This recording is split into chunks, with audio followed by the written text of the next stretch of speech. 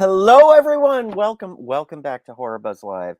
I do need to apologize. Last week, I forgot that I forgot that I had tickets to Bjork at the Shrine Auditorium, so that's why I wasn't here. So anyway, we have a really cool show tonight, and it's chock full of fun and information. Chris, if you are around, you've got the link, and let's see you backstage. Everyone, please follow us on Facebook, follow us on Twitter, follow us on. There he is. Follow us on all of the social platforms, and also on Patreon if you really love us. Tonight we're going to have graphic, yes, writer. We're going to graphic novel writer Nicholas Doan. I can't remember which one you want to go by. And then of course we have Lindsey, and then we have our buddy Chris from Canada. He has yet to fall over the falls in Niagara, and he's going to be going over a few fun little bits of information and lists for us. But tonight, ladies and gentlemen, we are welcoming my beloved co-host, Lindsey! Hello! Hi, Norm. Hi, everybody. It's good to see you. Well, it's always good to see me. I know. I'm kidding. I jest. She forgets that I have the power to do this. Benny loves you. Oh, Okay. it's still there. Yes, it's still there. It's never going away, ever. Benny loves you, but I don't. So, as I said, we have a gigantic show this evening. But there's also February's here, and things are a happening. Things are a happening, is for sure, and there's no shortage. And I know we're still in haunt morning period, so I know you're not watching Great Pumpkin, Charlie Brown, or anything like that yet, but that's okay, Norm. It's okay that you're not, because there's plenty of other things that you can fill your schedule with to get your spooky fix. And so I'll start with our movies. We've got quite a few that are coming out this week that you guys can check out.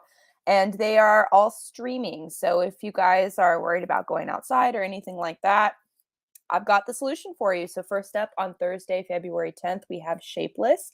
And this is about me. And she's a struggling musician in New Orleans. And she gets involved in some trouble as her eating disorder develops. And she has to face her addiction or risk becoming a monster. So this is kind of a psychological, metaphorical thriller. And if that interests you, this is going to be on VOD this Thursday. Also coming out Thursday, we have a film called All the Moons. And this takes place in Spain at the end of the 19th century. And there's a little girl who's in an orphanage, and she gets rescued by a very mysterious woman. And this girl believes the woman's an angel, but she discovers something very strange and mysterious about this woman and eternal life. So if that is something that interests you, that's going to be on Shudder, and it's All the Moons. And coming out on Friday, so the next day, we have Those Who Walk Away. This follows Max and Avery, and they meet on a social media app, so like Instagram or Tinder or something, and they go out on a date. And they end up at a haunted house, as all good first dates do. And they realize that their shared trauma is either going to bond them or erupt into an unforgettable nightmare. So if this sounds like something you've experienced and you want to see it on screen, or maybe you want to spend your Valentine's Day watching The World's Worst First Date. You're muted, Norm. You're probably spouting gold and we can't hear you. I know. Sorry. That's like every haunt romance I've ever heard. So, but this is supposed to be like a real haunted house, not like you locked eyes across like like Pandora's box. The spooky house that they decided to go in? Really? Yeah, it's like they decided to go into they're like walking home or something, and they're like, hey, let's go in there. It's not like they locked eyes at horror nights. And then I don't know how many times I've done that. There's an abandoned house. I'm going to go. Anyway, sorry, keep going. Of course. So that's Those Who Walk Away. And if you're interested, that's Friday, video on demand. And round film we have Here For. This also comes out on Friday, and it's about a family that moves in next door to a woman named Laura and her family. Their youngest daughter Megan quickly, yes, Norm, you're muted again. I swear to God, I won't do that again. Say that title again, because you broke up right there. Here Before.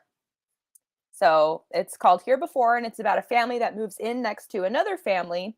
And the youngest daughter quickly has some painful memories of a life that wasn't hers. So it's another family thriller. So if that interests you, that's Here Before. And that is coming out on limited release this Friday. So check your local listing, see if it's near you. And if it's not, it's getting a full VOD release on Tuesday, February 15th. So those are our films. And as Norm mentioned, it is February. It is the month of love.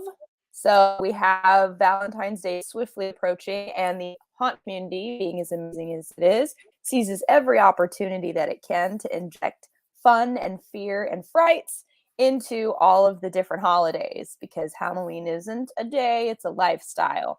So there's a few different haunts happening the Valentine's weekend, so the weekend prior to Valentine's. So if you're looking for something to do with your sweetheart, I have a couple suggestions for you.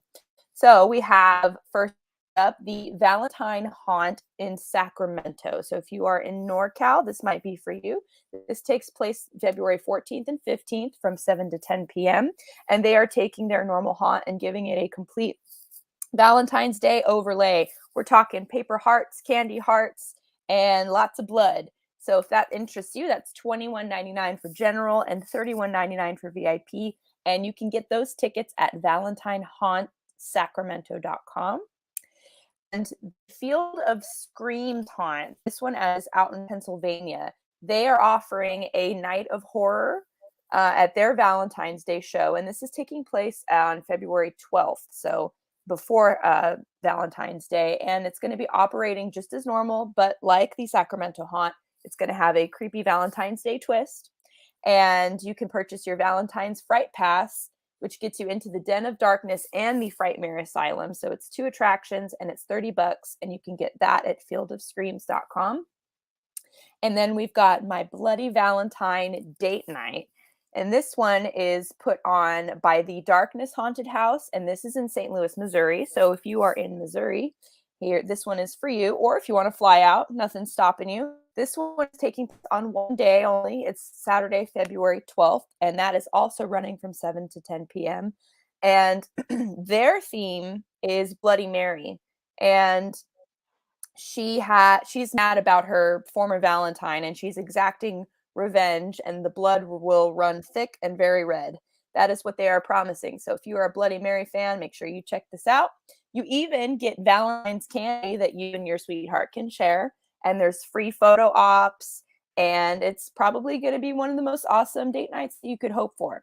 The tickets are limited to 1,200 guests, so you better buy those tickets now if you plan on going, and you can get those tickets at thedarkness.com for $28 a piece. And rounding out our holiday haunts, we have Nashville Nightmare. So this is obviously in Nashville, Tennessee, and they are running their haunt on February 11th and 12th.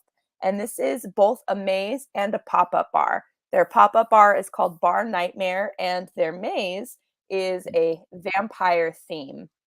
So vampires have taken over this area, and they're, very lovers and creatures of the night. You can imagine it's going to have a very kind of sexy ambiance. So if you're into vampires, make sure you check this out. The tickets start at $24.99, and it's not just the maze and bar. They do offer some other opportunities like photos, selfie stations, axe throwing, a boutique for you to buy something for your sweetheart, a laser maze, and it's mummy themed and it's interactive. So if you touch the laser, something bad happens, and there's mini escape games. So if that interests you, you can go to NashvilleNightmare.com and purchase those tickets.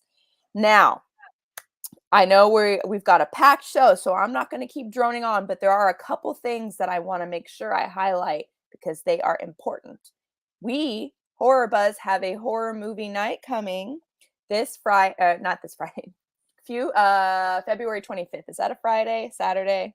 I don't know. I believe it's a Friday. Friday. Okay, thank you. It's Friday, February 25th. That's the last Friday in February. And we're pairing with our friends from the Frida, and we're featuring Candyman, the 1992 version, so the OG version. And it starts at 7:30, but make sure you get there early for the pre-show and for the pumpkin prize pack giveaway because it's a full and complete experience. So you owe it to your spooky self to be there early to enjoy all of the festivities that we have to offer. Oh, Lindsay. Oh, Norm. So I hear tell that there's going to be a pre-show. And I Yeah. also, yes, and next week we might even get a preview Oh, of it on HorrorBuzz Live. yes. Oh, you guys, make sure you tune in for that because there's nothing better than these pre-shows. I swear, they're the best. And if I could just have like a library of these and just watch them on my own like a weirdo, I would because they're that good. So, She's not lying. She's not yeah, lying. they are that good. Um, Also, this weekend, we have Halloweekend. This is very much in the vein of a lot of the other spooky events that we've seen, where there's going to be a lot of vendors, photo ops, food trucks, just a chance for you to get out and be in the haunt community, interacting with people in the community, purchasing some wonderful goods, and eating some awesome food. Who doesn't want to do that? This event is free. No reservation is required, and it's going to be held at Frank and Son Collectible in the City of Industry. I will caveat that the parking situation there is a little funky. So if you're interested in going, this takes place at noon. So make sure you get there a little early, or maybe Uber or plan accordingly. And I'll round out my list here with October Village. This is going to be at the beginning of March. I know that's a ways away, but I wanted to put this on your radar now because I believe the VIP admissions are starting to go. This is taking place from 12 to 6 p.m. at the Doubletree Hotel in Santa Ana. And this is a creepy cosplay event. So if you like dressing up, this is for you. They are promoting this as a cosplay event. You don't have to dress up, but it's encouraged. And there's going to be tons of photo ops and vendors. It's free to go, but VIP admission gets you express line entry should there be capacity limits, and you get a cool shirt with it. You can go to their Instagram at October Village, and you can reserve your VIP admission on there. So that's what we've got going on. That sounds so. Wait a minute. Someone's at the door. Who could that be? Oh my gosh, it's Chris, my Chris Kenny. from Hello. Canada. What's going on, Chris? How are you? I'm pretty good, thank you. How are you guys today? Oh, you know, We're here. well, we're definitely you guys. Okay. I have to listen. Peek behind the scenes. The reason why I had myself muted like several times is because I was eating dinner. Okay, I put my dinner down for this. I was Don't- like, you know, I've been That's live juggling entertainment. today. But you know what? We do this because we love our haunt family. So And the show must we're go on. juggling, but we're bringing it. So Chris is actually here. He's going to round out our show tonight with a list, one of his famous lists. And I didn't have time to give you an interstitial intro, but I swear to God, I'm going to get one for you. So just That's hold okay. tight. Thank you very much. But we actually have another. Oh! Before I forget, please like and subscribe on YouTube if you're watching. And we have to say hello to the people watching. First of all, Ethan and Alan are like, "We love you, Lindsay." well, I love you guys. Thank you. And they're both quite lovable themselves. Danny, yes, I love you as well. Yes. Oh, he yes, doesn't love me though. Oh. I'm so offended. He doesn't love me Well, either. It's love for Lindsay is assumed. And then there's Josh Milliken. McMillan. I bet you get that all the damn time. I'm so sorry, Joshua. But Joshua, dear friend and big horror guy, amazing, and he's working on an autobiography of Ooh. guess who? Richard Elfman. Sorry, you didn't have time. But yeah, it's gonna be good. Anyway, so okay, we have to make room for our guest. So hold tight. Okay. So everyone, we are now going to be welcoming Nicholas Doan, and he has a new book coming out, a new graphic novel coming out that we're going to talk about. Nick, what's going on? What's up? Nada? Okay, How are you, good. man? Perfect. I'm great. I'm Oh, here to play at the HorrorBuzz. right. That's what we're all here for. So yeah, it's been a minute, but you have a new project out. You did the Monster Elementary projects. That's right. I did 2 volumes of Monster Elementary, and there is going to be more in the future. But I got something that's for grown-ups coming up next. And what might that be? It's called The Kid in the Ripper.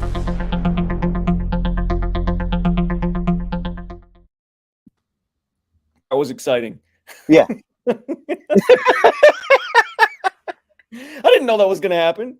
Neither did. Well, I forgot that I put sound on it, so it muted you. So, The Kid and the Ripper. That's right. Sorry. We just Do it again. Do it again. no. Go ahead. All right. Okay, for real. Okay.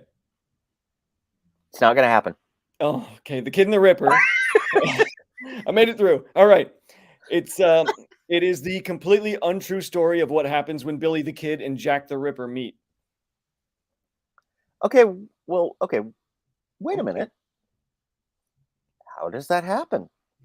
Well, so in my story, both of these men have faked their deaths, and they've moved west to California to start a new, fresh go at life, and they encounter each other in the small town of Bath, California. There's a place. You what? You broke up. I said there's a place called Bath. There was. It's a field Oh. now. Oh, But it is a real, actual California town that was a California mining town in the 1890s. that is so. That's okay. That's crazy. So, the storyline is that these two people fake their deaths, Mhm. and as fate would have it, they end up in the same old town. That's So, it. And a lot of people do actually believe Billy the Kid faked his death. There are lots of conspiracies and theories about that, about how he did it and how he managed to, escape the law and continue to just lay low for the rest of his life. that's insane. So what type of research did you, I mean, there's so many questions. So what type of Yeah. research did you do in order to kind of back up the narrative? I mean, I did you mean, look into these things or? yeah, the research was easy because for most of my life, I've been fascinated by both of these men. So I've read books, many, many books. When I was in college, I visited London, and I got to go to the London dungeons where they have a little, exhibit about his history. And I also went on a tour that took us past one of the actual sites of Jack the Ripper killing. And also, I've made a trip to New Mexico, and I've been to Fort Sumner. I've seen Billy the Kid's grave, and I went to the Billy the Kid gift shop, which is the Billy the Kid museum with a little gift shop, and the museum is just hilariously kitschy, and it's only about 60% Billy the Kid stuff, and 40% weird, odd stuff from the history of Fort Sumner, including like an exhibit to some old woman who holds the record for not missing the most days of Sunday school over the course of like 50 years. There's an exhibit of a woman who made it to every day of Sunday school. Yeah, never missed it once. Huh. That's Interesting. they Okay, needed- wait, they needed time to out. fill some space Joshua for it. is correcting me. Let me bounce back. Uh-oh. Biography. If I said autobiography, I'm stupid because a biography. Joshua was writing the biography for Richard, so forgive me. Forgive me. Carry on.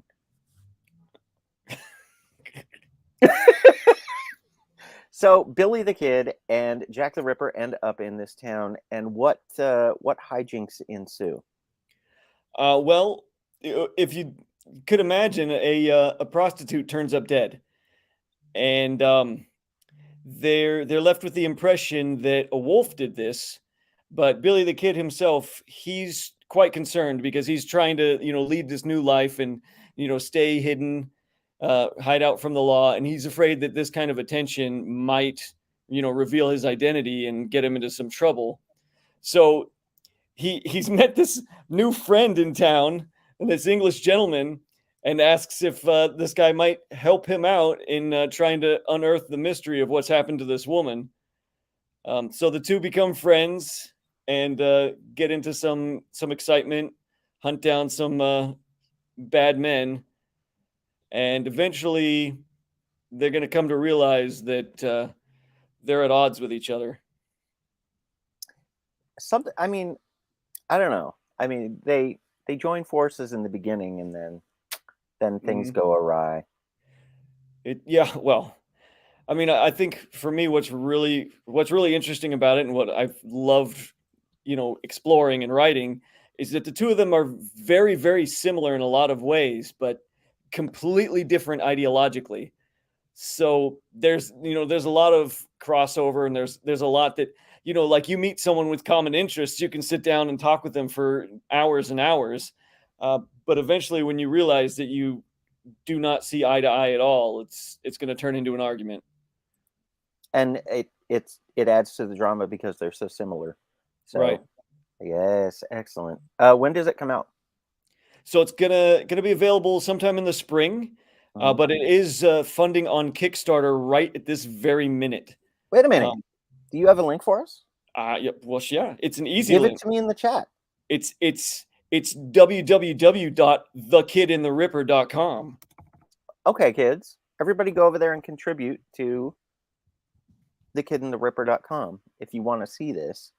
Let's bring in Lindsey and Chris, and we can open up the discussion zone. So, yeah, here we go. I'm going to post this in the... Do you guys have any questions for Nick? I do. So, okay, what where'd you get that idea? Because I forgot that those two people could have even existed at the same time. So yeah, it's crazy that they actually were about the same age. Whoa. Yeah. Billy the Kid is, believed to have died at the age of 21, and the Ripper would have been closer to 30 around the time that he was killing. So, and of course, they're completely different parts of the world. Victorian England seems like a whole different time period than the Wild West of America, but they actually were born, within a year or two of each other. So Wow. that was actually the problem with my story idea, because originally I was like, I want to tell this really awesome, weird, fucked up steampunk story with all kinds of characters from history. I'm going to have Billy the Kid in it. I'm going to have Jack the Ripper in it. I couldn't get past that part. And I kept thinking, that's what I got stuck on the idea that they were about the same age, and they could, and that completely ruins the idea of a time travel steampunk story. And yeah, just because I've been so fascinated with both of them for so much of my life, the idea of actually making like a historical fiction story about them meeting was too much. I couldn't resist it. That's awesome. The art looks... That's awesome. Yeah, really I'll do good. steampunk another day. It's been done. It's funny how being a writer myself, doing narrative and stuff like that, you start off with one idea, and then it kind of trickles down, and then as you refine it, you realize, okay, so this is really where the story is instead of what I thought before. Yeah. So, how did you come up with just the idea of making it a graphic novel? Like, why did you make that choice? Like, what was the motivation behind that? Because you could have did anything, you know what I mean? It could have just been like a regular novel, or it could have just been, you could have did a screenplay for a movie, like, you could have did anything. So why a graphic novel? I mean, for me, it's almost always graphic novels. I learned to write as a playwright, but comics are what I love and what I do. And, I go to as many conventions as I can and sell my books. I've had a lot of success with the Monster Elementary books, which are, all ages monster characters. But my first love is serial killers, and my very first published work was a serial killer story. So it's fun to go back and forth between all ages and something wildly gruesome. Very cool. That's Very awesome. cool. So we're going to be able to see this in the spring, and Yep. booked already where we might be able to catch it or no? What's that? Do you have any conventions booked already that we might be able to catch Oh it? yeah. Well, I'm definitely going to be at WonderCon in the spring. I don't know if the books will be ready by then. But also for your crowd, definitely Midsummer Scream in July. It's July this year, right? The end of July. Yep. Yeah. Midsummer Scream. I love that show. So I'm very much going to be there. Also, I mean, San Diego Comic-Con, of course. And I keep booking more and more shows as much as possible. So, Cool. you know, Well, anyone can follow me on Instagram and always know where I'm going to be next. Yeah. What are your socials? Mine is at Nick and the Kid and the Ripper, and you know, on Facebook you can find the Kid and the Ripper, and there's also a Kid and the Ripper Instagram handle, and on Twitter I'm Shocker Batman, and I love it. yeah. That's awesome. Nick and I You go combine back two of the things way that are back. like history and comic books. So that sounds amazing. And horror. I love a good slasher. So And the Shocker. So Nick, would you mind sticking around? Chris is going to share a little list with us. Let's get the list. Chris, give us your list, man. my list is actually the top 5 horror movies based off comic books. Oh, go for it. So number 5, I have The Crow from 1994. This is adapted from James O'Barr's graphic novel of the same name. And it's about a musician who was brutally murdered. And then he comes back from the dead to get revenge for his murder and the murder of his fiance.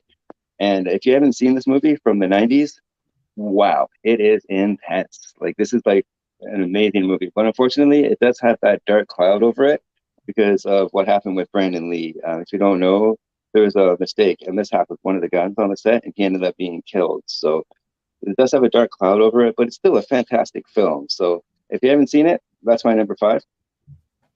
Number 4 is Hellboy from 2004.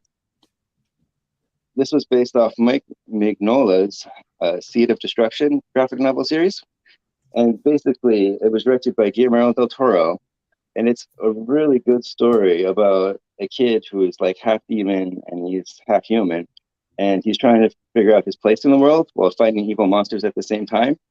And just the way Del Toro did it, the way he directed it, he's got so much style and flavor. Like, oh, I love his movies. Fantastic film. Number 3, real quick, Blade from 1998.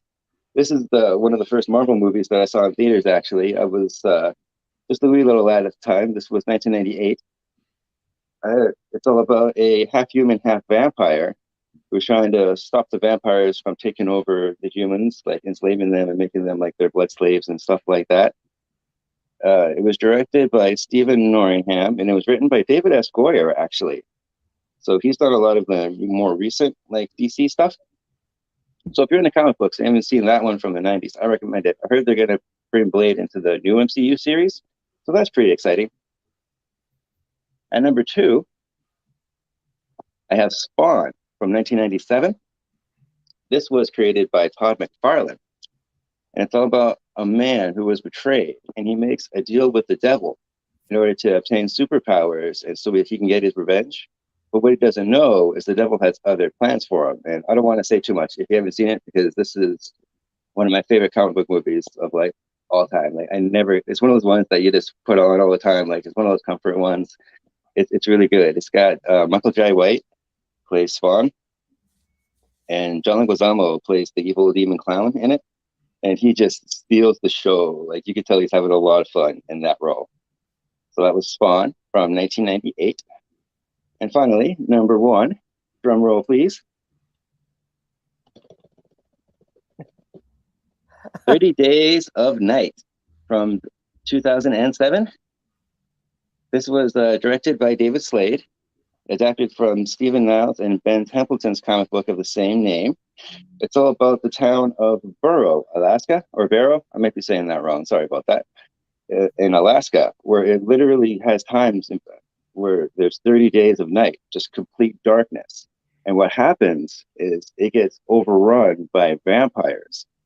And I was shocked the first time I saw this, because I'm like, okay, because I read the novel, right? And I was like, okay, but how are they going to do this? Because you never know when it comes to adaptations. And wow, the gore on this is just so over the top and just so like, it's one of those cheesy, fun horror movies. And it makes vampires scary. Like they don't sparkle or anything like that. It's got Josh Hartnett as like the main character. And it's kind of an action movie too, but it gets dark. I don't want to say too much because I don't want to spoil anything for anyone. There's 30 days of it. Yeah, there's 30 days of it. So, Nick, do you have any input on? Are there any? Do you agree with this list, or are there any others that we've missed? Well, I was gonna just show you my signed copy of The Crow, signed by James O'Barr. Oh my god! So that is absolutely one of the tops on the list. If you look closely, a lot of people don't know that's a graphic novel, and you should know this, people. James O'Barr was super cool. He drew a little halo around Brandon Lee. Oh my god! Wow, that's amazing. It's weird. How did he get behind his head to draw that? Yeah, he went around the back of the Blu-ray. That's amazing. I gotta have you on my YouTube channel one day. That'd be awesome. I think we have a lot to talk about. Yeah. Yeah. Chris also has Mr. Flixer. It's very cool. So yeah. So listen, great show tonight, guys. Nick, thank you for coming on. Thank you for sticking around. Lindsey, thank you so much for giving us the rundown of everything that's going on. And yeah, one other thing I was never mind. That never gets old. I love it. You've just become a running gag. Sorry, Nick. Okay. Anytime. I'll be your running gag anytime. All right, guys. Listen, everybody, thank you for watching. Follow us on Facebook, Twitter, Instagram, and anything else, Miss Lindsey? Nope. It just I'm glad that now I'm not the only running gag here. So that's it. Oh. There is another. There is another. All right, guys. Well, listen, stay safe, and we'll see you in the fog.